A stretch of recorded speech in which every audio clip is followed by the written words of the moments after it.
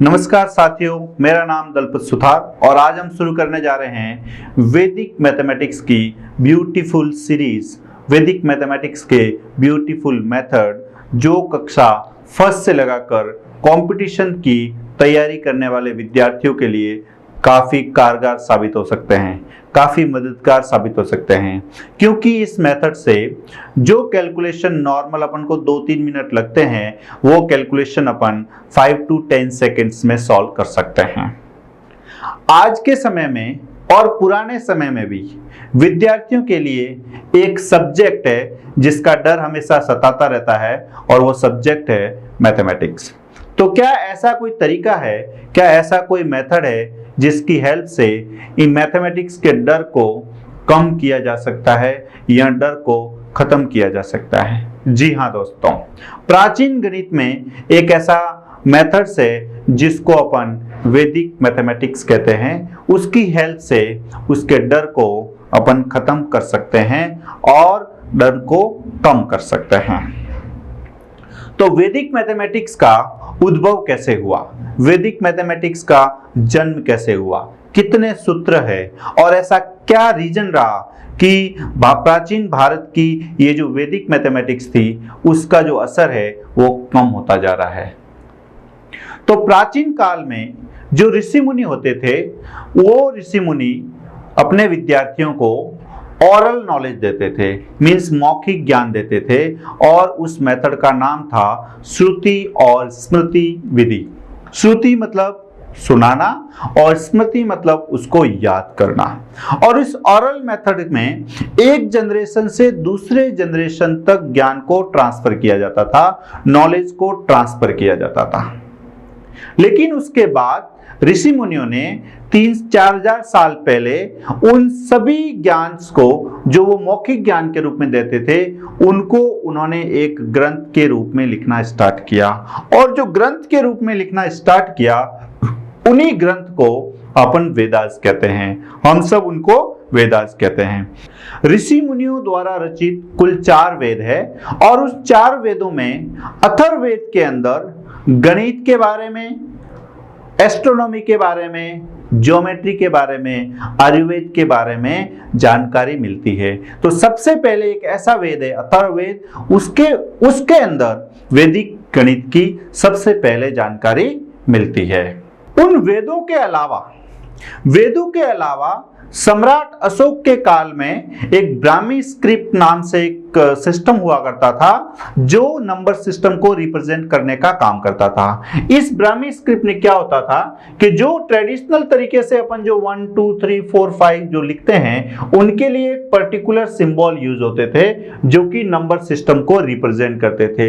उनके जो शिलालेख जो है, उनमें भी एक पर्टिकुलर सिंबल से उसमें बहुत सारी लैंग्वेज को लिखा गया था। इंडिया के अंदर कृष्ण यजुर्वेदा में भी 10 पावर समथिंग को कैसे सॉल्व करना है, 10 पावर 10, 10 पावर 20 मिलियंस कैलकुलेशन को कैसे सॉल्व करना है, कृष्ण यजुर्वेदा नामक ग्रंथ में भी इसके बारे में डिस्कस किया गया है। और आगे जब बात अपन करें तो भारत की जो ज्योमेट्री है, जिसको अपन ज्यामिति भी कहते हैं, उसको डिफाइन करने के लिए 7 सुलभ सूत्र दिए गए थे। और ये 7 सुलभ सूत्र 7 ऋषियों के नाम से दिए गए थे। और सबसे पहले जो सुलभ सूत्र है, उसके अंदर जिस ऋषि का जिक्र होता है, जिस महर्षि का जिक्र होता है, उनका नाम है बौधायन।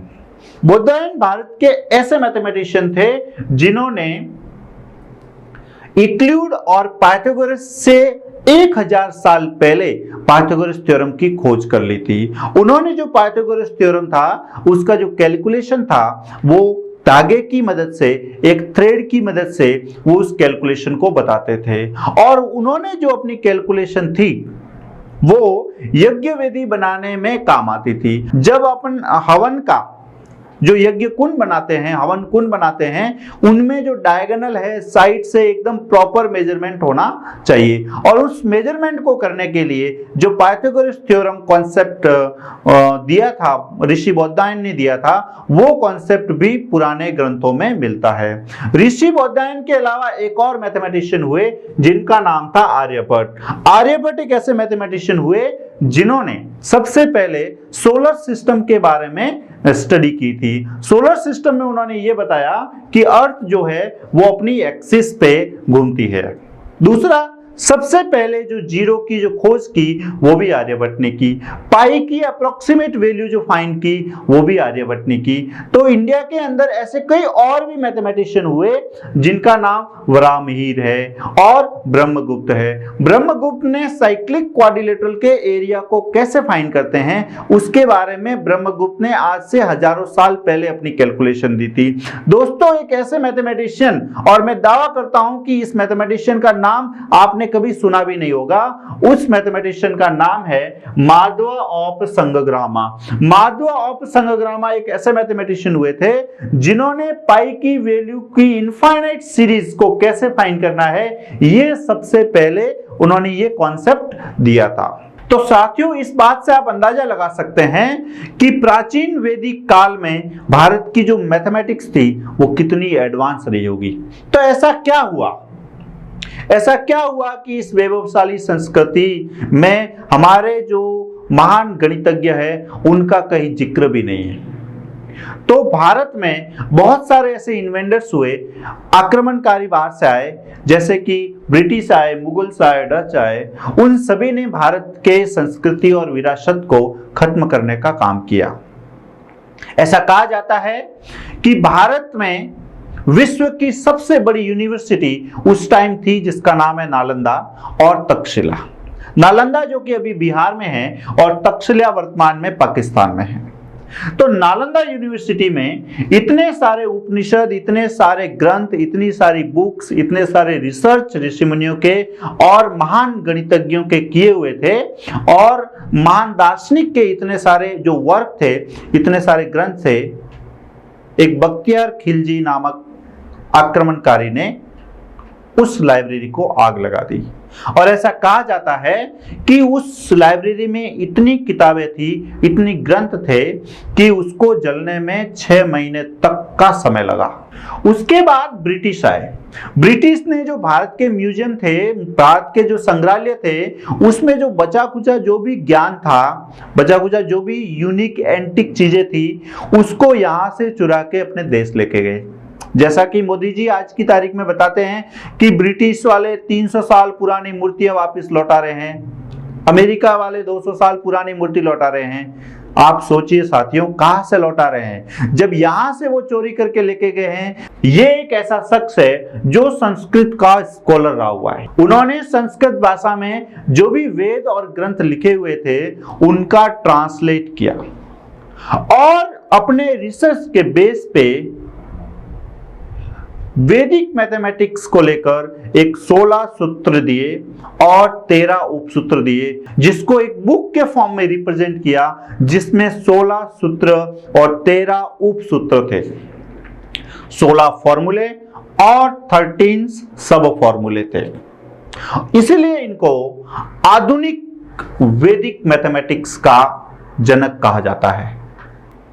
ये जो 16 सूत्र है साथियों, वो कुछ इस प्रकार है, जैसे सूत्र एकाधिकेन पूर्वेन, सूत्र एक न्यूनेन पूर्वेन, यावदुनिम तावदुनिम, इस तरह के जो मेथड्स थे उन्होंने 16 सूत्र दिए और 13 उपसूत्र दिए।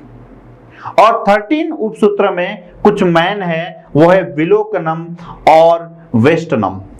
ये जो 16 सूत्र और 13 उपसूत्र है, जो पूरी मैथमेटिक्स कैलकुलेशन को, जिसमें ज्योमेट्री, जिसमें अर्थमेटिक, जिसमें ट्रिगोनोमेट्री, जिसमें एलजेब्रा, जिसमें कॉनिक सेक्शन, इन सभी कैलकुलेशन को कहीं ना कहीं उसको सिंप्लीफिकेशन करने के लिए इन 13 उपसूत्र और 16 जो मेन सूत्र है उनका उपयोग किया जाता है।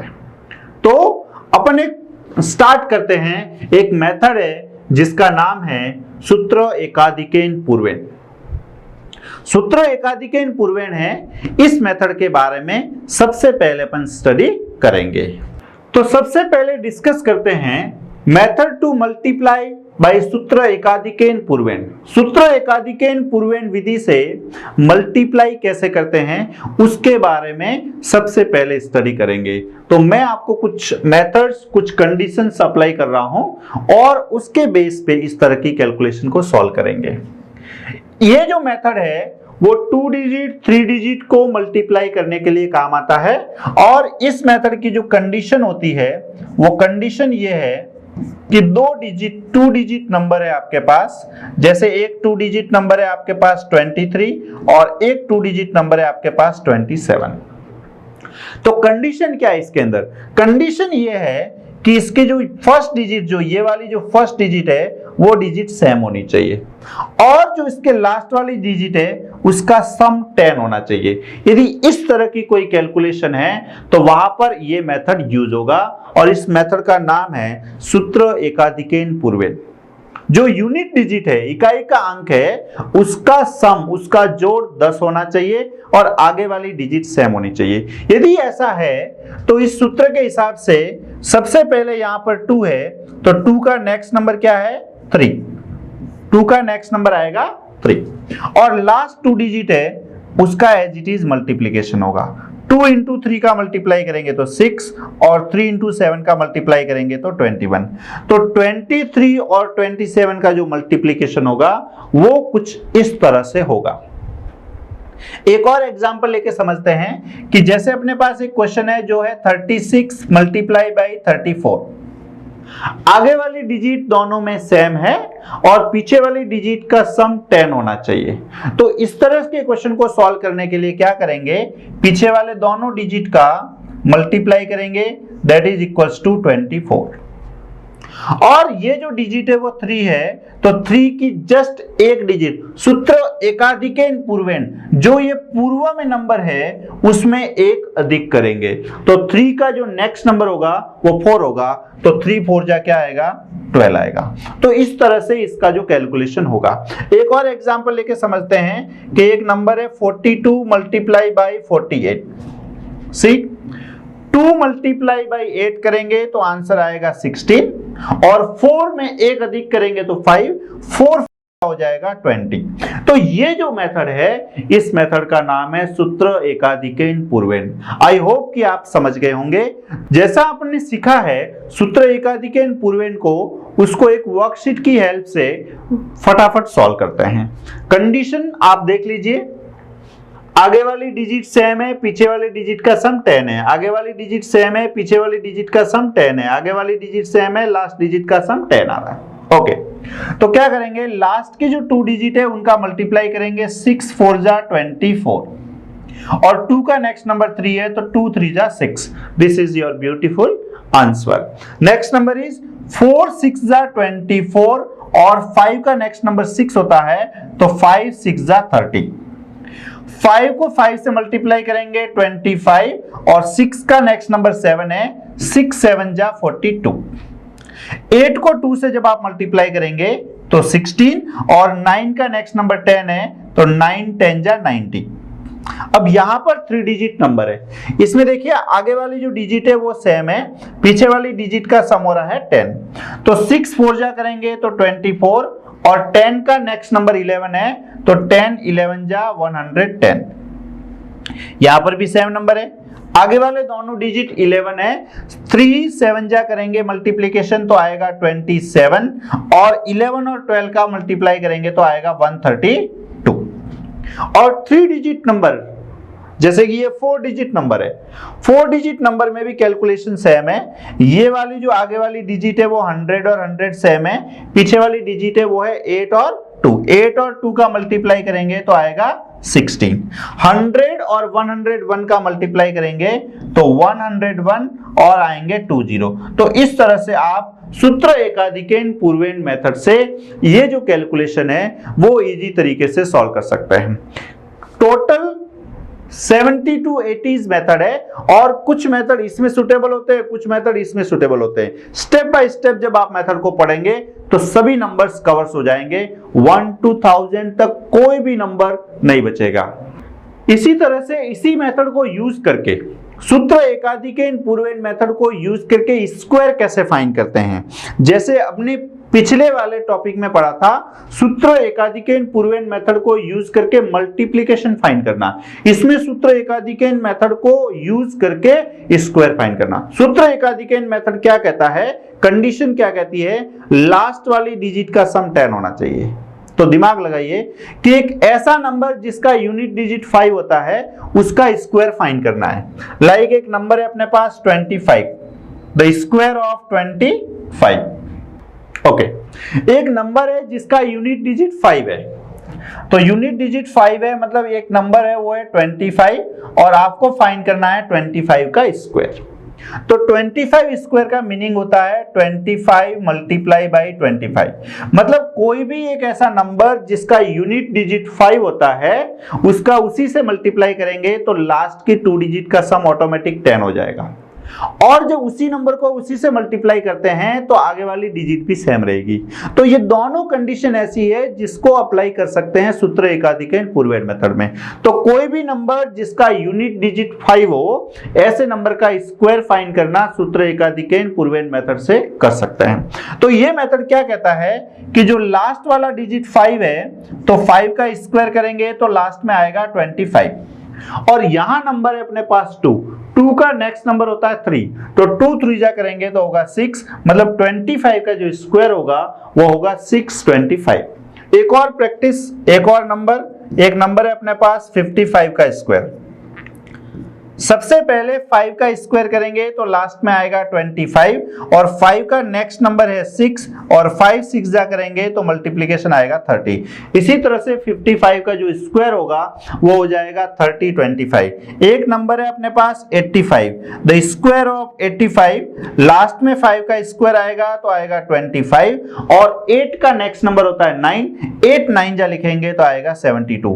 इस तरह से कोई भी एक ऐसा नंबर जिसका यूनिट डिजिट 5 होता है, ऐसे नंबर का स्क्वायर फाइंड कर सकते हैं। विद इन 1 सेकेंड 2 सेकेंड्स में ऐसे नंबर का स्क्वायर फाइंड कर सकते हैं। तो चलिए एक और प्रैक्टिस के लिए एक और वर्कशीट अपन सॉल्व करते हैं। तो ये वाला जो क्वेश्चन है जिसमें हर स्क्वायर फाइंड करना है और हर एक नंबर की जो यूनिट डिजिट है वो 5 है। तो कैसे करेंगे, जैसे 5 का तो स्क्वायर किया तो आ गया 25, और यहां पर 1 है, 1 का नेक्स्ट नंबर 2 होता है तो 1 into 2 करेंगे तो 2। 5 का स्क्वायर किया तो 25, और 2 का नेक्स्ट नंबर होता है 3, 2 3 जा करेंगे तो 6। 35 का स्क्वायर करना है तो लास्ट में आएगा 25, 3 का नेक्स्ट नंबर होता है 4, 3 4 जा करेंगे तो 12। 45 मल्टीप्लाई बाई 45 करेंगे तो लास्ट में आएगा 25, और 4 का नेक्स्ट नंबर होता है 5, 4 5 जा करेंगे तो आएगा 20।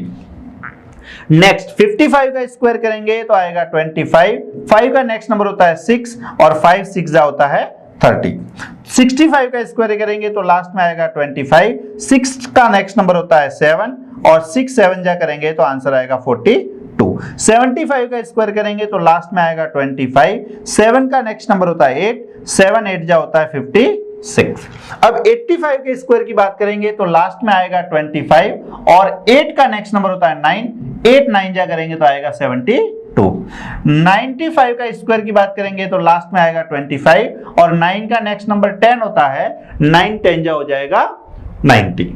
यहां पर लास्ट में 25 आएगा, और 10 का जो नेक्स्ट नंबर है वो 11, और 10 और 11 का मल्टीप्लाई करेंगे तो आंसर आ जाएगा 110 25। इस तरह से सूत्र एकाधिकन पूर्वेन मेथड से आप दो नंबरों का मल्टीप्लाई भी कर सकते हैं और उसका स्क्वायर भी कर सकते हैं। यदि आपको ये वीडियो पसंद आया हो तो अपने दोस्तों के साथ शेयर करें, खुद भी सब्सक्राइब करें, और अगली वाली जो मेथड होगी वो नेक्स्ट वीडियो में आएगी।